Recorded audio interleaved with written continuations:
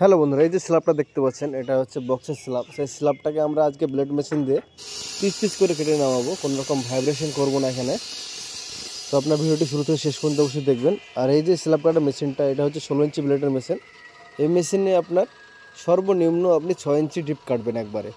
ব্লেডটা নতুন অবস্থায় থাকলে প্রায় আপনার 7 ইঞ্চি পর্যন্ত কাটবে। হ্যাঁ, ব্লেডটা যখন ফুরে যাবে মানে শেষ অবস্থাতেও হলেও 6 ইঞ্চির কমে কাটবে না। তো আপনার ভিডিওটি শুরু থেকে শেষ পর্যন্ত দেখুন।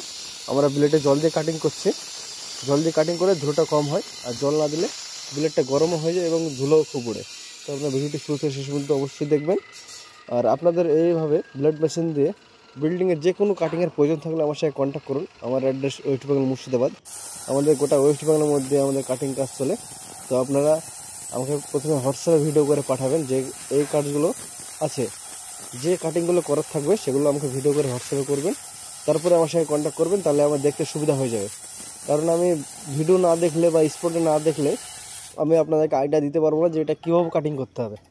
তো আপনারা ভিডিওটি শুরু থেকে শেষ পর্যন্ত অবশ্যই দেখবেন, ভালো লাগলে লাইক কমেন্ট শেয়ার করবেন। ধন্যবাদ।